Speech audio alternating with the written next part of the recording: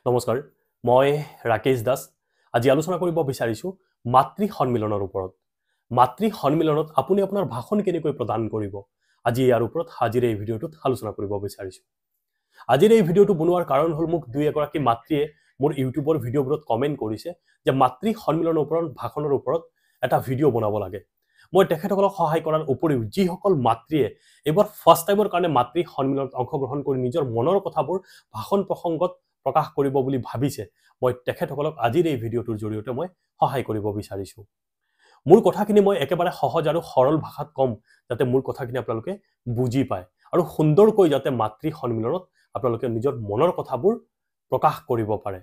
এই ভিডিঅ'টো চোৱাৰ পিছত এইবাৰ আপুনি সুন্দৰকৈ মাতৃ সন্মিলনত কথা ক'ব পাৰিব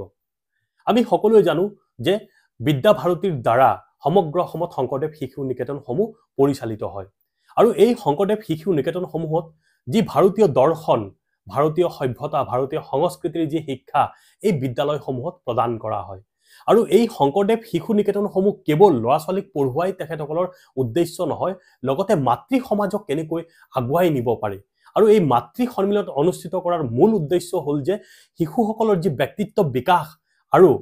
ভৱিষ্যত গঠনৰ দিশত মাতৃসকলৰ মাজত কেনেকুৱা ধৰণৰ ভূমিকা গ্ৰহণ কৰিব লাগে বা মাতৃসকলে কেনেকুৱা ধৰণৰ ভূমিকা গ্ৰহণ কৰিব লাগে এনেকুৱা ধৰণৰ কথা বতৰাবোৰ এই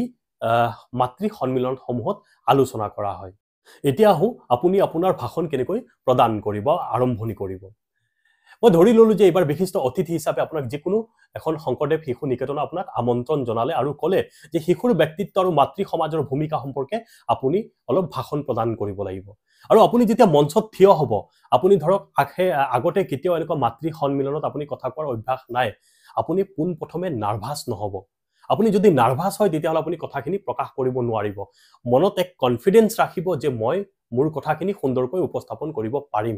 আৰু এটা কথা এই চেকতে মই কৈ লওঁ এটা ৰিচাৰ্চৰ মতে 55% ভাষণ ডিপেন্ড কৰে আপোনাৰ শাৰীৰিক ভংগিমাৰ ওপৰত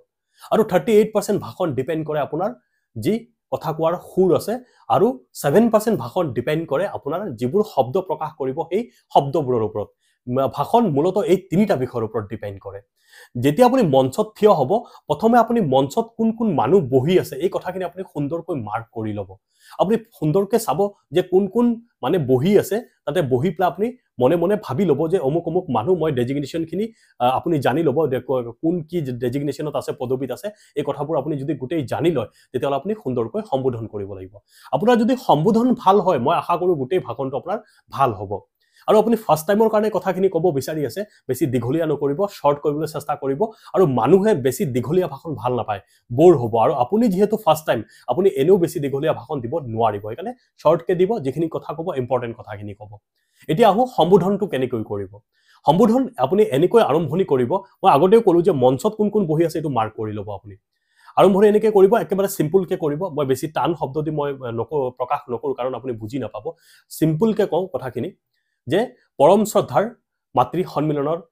সভানেত্ৰী মহোদয়া যেহেতু মাতৃ সন্মিলন ডেফিনেটলি যি সভানেত্ৰী আসন গ্ৰহণ কৰিব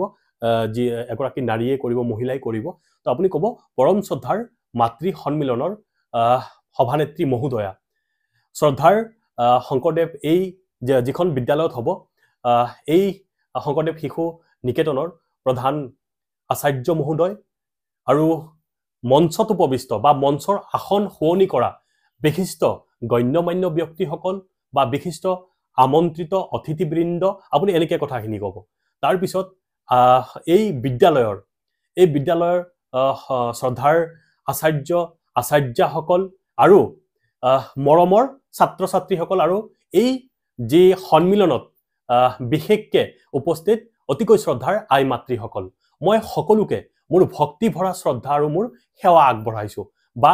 মই সকলোকে আন্তৰিক শুভেচ্ছা আৰু মোৰ শুভকামনা জ্ঞাপন কৰিছো আপুনি কথাখিনি এনেকৈ ক'ব আৰু আপুনি সম্বোধন যদি একদম সিম্পলকে সৰলকে কয় মই ভাবো আপুনি বাকি কথাখিনি সুন্দৰকৈ ক'ব পাৰিব আৰু বাকি কথাখিনি আপুনি এনেকৈ ক'ব তাৰ পিছত এই সম্বোধন কৰাৰ পিছত আজি এই সন্মিলনত মই উপস্থিত থাকিবলৈ পাই মই নিজকে ধন্য অনুভৱ কৰিছো লগতে আপোনালোকক লগ পাই মই খুবেই আনন্দিত অনুভৱ কৰিছো বা আনন্দিত হৈছো এই কথাখিনি এনেকৈ ক'ব বাকি কথাখিনি এনেকৈ শৰ্টকে আপুনি আৰম্ভ কৰিব আজি মাতৃ সন্মিলন আৰু আমি সকলোৱে জানো যে সমাজ গঠনত মাতৃসকলৰ ভূমিকা যথেষ্ট পৰিমাণে থাকে। কোনোবা এগৰাকী মহান ব্যক্তিয়ে কৈছিল, শিশুৰ ব্যক্তিত্ব বিকাশৰ ক্ষেত্ৰত 100জন আচাৰ্যতকৈও এগৰাকী পিতৃৰ ভূমিকা যথেষ্ট বেছি পৰিমাণে থাকে। আৰু 1000 পিতৃতকৈও এগৰাকী মাতৃৰ ভূমিকা আৰু বেছি পৰিমাণে থাকে।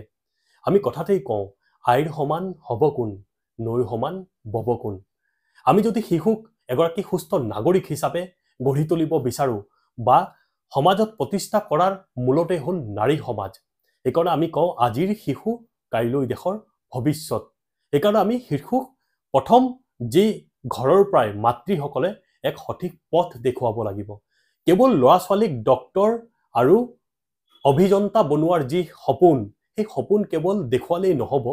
আমি যাতে এগৰাকী ভাল মানুহ, এগৰাকী সৎ মানুহ হিচাপে যাতে তেখেতসকলক গঢ়ি তুলি ৰাষ্ট্ৰ সেৱাত, সমাজ সেৱাত আমি যাতে তেখেতসকলক অগ্ৰণী ভূমিকা পালন কৰাৰ ক্ষেত্ৰত যাতে আমি আগুৱাই দিব পাৰোঁ, এনেকুৱা এক বিশাল মানসিকতাৰে শংকৰদেৱ শিশু নিকেতনসমূহে কাম কৰি আছে। আপুনি কথাবোৰ এনেকৈ ক'ব, আৰু আপুনি যেতিয়া কথাবোৰ এনেকৈ ক'ব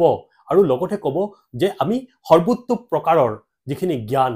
তেখেতৰ বিকাশ সাধন হয় ছাত্ৰ ছাত্ৰীসকলৰ, এই ক্ষেত্ৰত শংকৰদেৱ শিশু নিকেতনসমূহে কাম কৰি আছে। মানসিক বিকাশ, শৈক্ষিক বিকাশ, নৈতিক বিকাশ, আধ্যাত্মিক বিকাশ, শাৰীৰিক বিকাশ, সকলো ক্ষেত্ৰত শংকৰদেৱ শিশু নিকেতনসমূহে কাম কৰি আছে। শংকৰদেৱ শিশু নিকেতনসমূহৰ যে ছাত্ৰ ছাত্ৰীয়ে ভাৰতীয় দৰ্শন, ভাৰতীয় সংস্কৃতি, ভাৰতীয় সভ্যতাৰ ওপৰত তেখেতসকলে জ্ঞান অৰ্জন কৰিবলৈ সক্ষম হয়। এনেকুৱা ধৰণৰ কথাবোৰ যদি আপুনি ভাষণ প্ৰসংগত যদি প্ৰকাশ কৰে, মই ভাবোঁ সেই মাতৃ সমাজে বা মাতৃ সন্মিলনত তেখেতসকলেও ভাল পাব শুনি পেলাই, আৰু তেখেতসকলক আহ্বান জনাব যে আপুনি বিশেষকৈ কথাখিনি কওঁতে যাতে শিশুসকলৰ কৰণীয় কি বা কেনেকুৱা ধৰণৰ আচৰণ কৰিব লাগে, মানুহৰ লগত কেনেকৈ কথা বতৰা পাতিব লাগে, মাতৃ সমাজত এই ভাষণ প্ৰসংগত আপুনি কথাবোৰ যদি প্ৰকাশ কৰে, মাতৃসকলে শুনি পেলাই ভাল পাব আৰু তেখেতসকলে ঘৰত গৈ পেলাই ল'ৰা ছোৱালীক এই কথাবোৰ শিকাব পাৰিব।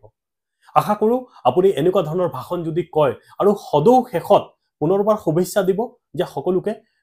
মাতৃসকলক বা সকলোকে আজিৰ এই সন্মিলনত উপস্থিত মই সকলোকে পুনৰবাৰ শ্ৰদ্ধা নিবেদি সকলোৰে সুস্বাস্থ্য দীৰ্ঘায়ু কামনা কৰি মোৰ কথাখিনি ইয়াতে মই সামৰি মাৰিছোঁ। এই কথাখিনি এনেকৈ কৈ আপোনাৰ কথাখিনি আপুনি শেষ কৰিব, আৰু আশা কৰোঁ আপুনি যদি আপোনাৰ ভাষণ প্ৰসংগত কথাখিনি এনেকৈ কয়, মই ভাবোঁ মাতৃ সমাজে আপোনাক ভাল পাব আৰু এক সুন্দৰ বক্তব্য দিয়া মানুহ হিচাপে আপোনাক গণ্য কৰিব। ধন্যবাদ।